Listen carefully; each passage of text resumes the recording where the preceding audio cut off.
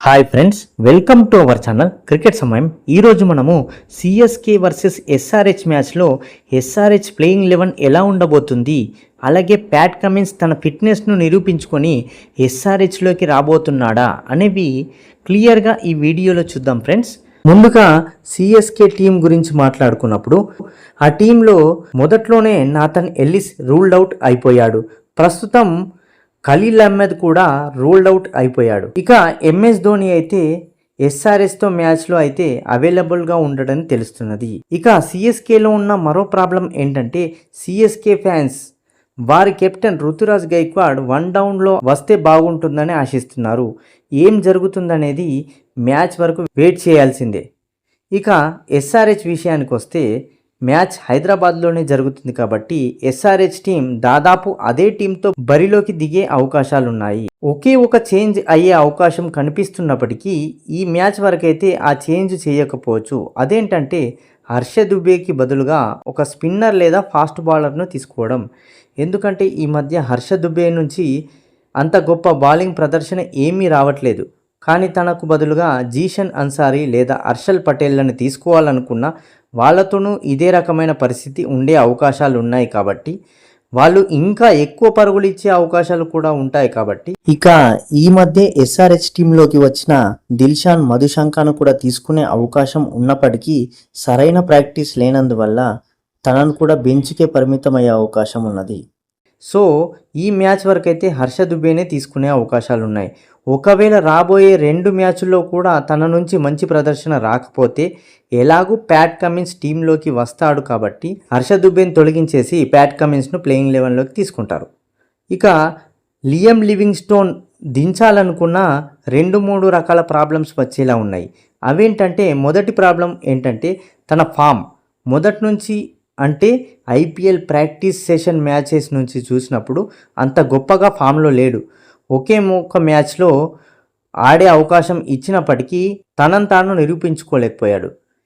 ఇది ఒక మెయిన్ రీజన్లా తను ప్లేయింగ్ 11లో ఆడకుండా ఉండడానికి ఒక అవకాశం ఏర్పడింది.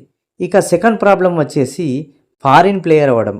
అదేంటి ఫారిన్ ప్లేయర్ గత మ్యాచ్లో 3 తీసుకున్నారు కదా, ఇంకొక ఆప్షన్ కూడా ఉంది కదా అని అనుకుంటారు. కానీ ప్యాట్ కమిన్స్ ఆర్ఆర్తో మ్యాచ్ కల్లా ఖచ్చితంగా ఆడతాడని రిపోర్ట్ ఉంది కాబట్టి అతను గనక వస్తే ఖచ్చితంగా లివింగ్స్టోన్ని తీసేయాల్సి వస్తుంది. కాబట్టి దానికన్నా ముందుగానే ఒక ఇండియన్ పవర్ హిట్టర్కు ఛాన్స్ ఇస్తే బెటర్గా ఉంటుందని ఎస్ఆర్హెచ్ ఆలోచన ఉంటుంది. సో ఈ విధంగా ఆలోచించి లియామ్ లివింగ్స్టోన్ను తీసుకునే అవకాశాలు ఉండవు. ఇక మూడో ప్రాబ్లం ఏంటంటే స్పిన్ ఆల్రౌండర్గా ఉండడం.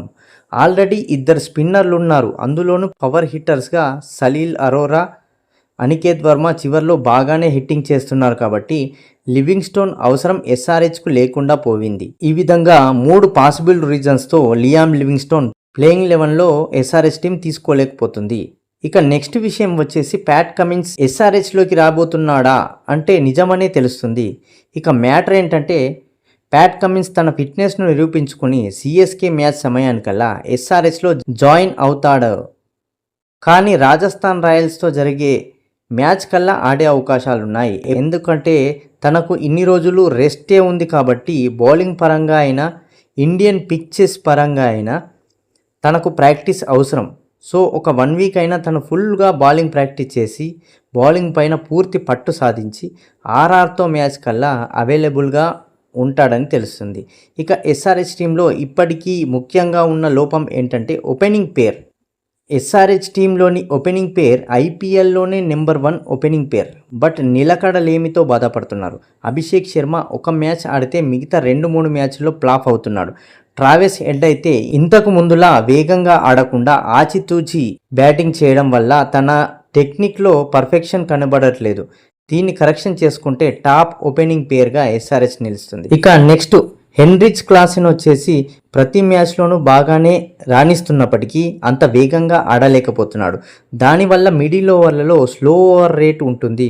దాదాపు ప్రతి మ్యాచ్లో 200 అబోవ్ చేస్తున్నారు. కానీ కొంతవరకు హెన్రిచ్ క్లాసెన్ వేగంగా ఆడగలిగితే ఇంకా ఎక్కువ స్కోర్స్ వచ్చే అవకాశం ఉంటుందని ఉద్దేశం.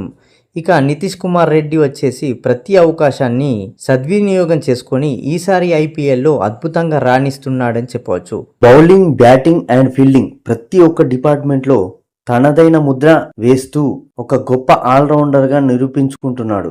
ఇక నెక్స్ట్ పవర్ హిట్టర్స్ అయినటువంటి సలీల్ అరోరా, అనికేత్ వర్మలు తక్కువ బ్యాటింగ్ ఆడడం వల్ల ఉన్న బంతుల్లోనే మ్యాక్సిమం ఎక్కువ పరుగులు రాబట్టాల్సి వస్తుంది. చివరి ఓవర్లలో బ్యాటింగ్ చేయాల్సి వస్తుంది కాబట్టి దాదాపు ప్రతి బాల్ను భారీ షాట్గా ఆడాల్సి వస్తుంది. ఈ విధంగా ఈ విషయంలో వాళ్ళు సక్సెస్ అవుతున్నారనే అనిపిస్తుంది. బౌలింగ్లో మాత్రం హర్ష దుబే అంత గొప్పగా పర్ఫార్మెన్స్ ఏమి ఇవ్వట్లేదని తెలుస్తుంది. ఇక కొత్త బౌలర్లైన మిగతా బౌలర్లు వచ్చేసి ప్రఫుల్ హింజే, సకీబ్ హుస్సేన్ అండ్ శివం కుమార్ల పైన మొన్నటి ప్రదర్శన తర్వాత భారీగా ఎక్స్పెక్టేషన్స్ పెరిగిపోయాయి. ఇప్పుడే మొదట్లో కాబట్టి వాళ్ళ గురించి మనం ఇప్పుడే ఎలాంటి పర్ఫెక్ట్గా చెప్పలేం. 1-2 మ్యాచ్ల్లో ఆడితే గానీ వాళ్ళ పర్ఫార్మెన్స్ అంచనా వేసే అవకాశాలు ఉంటాయి. సో రాబోయే మ్యాచ్లో కొత్త బౌలర్లను ఖచ్చితంగా ఆడిస్తారు.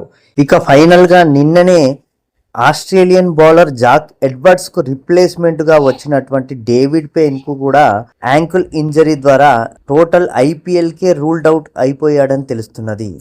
సో తనకు రిప్లేస్మెంట్గా ఎస్ఆర్హెచ్ మేనేజ్మెంట్ ఏ బౌలర్ను తీసుకోబోతుంది అనేది చూడాల్సి ఉంది.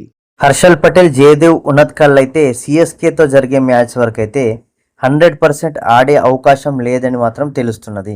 ఇక మీరు ఎస్ఆర్హెచ్ యొక్క ప్లేయింగ్ 11 సిఎస్కేతో ఏ విధంగా ఉండబోతుంది అని అనుకుంటున్నారు అనేది కమెంట్ బాక్స్లో కమెంట్ చేయండి ఫ్రెండ్స్. వీడియో నచ్చినట్లయితే చిన్న లైక్ చేయండి, కొంత ఛానల్కు సపోర్ట్ ఇవ్వండి friends. Thank you for watching me cricket సమయం.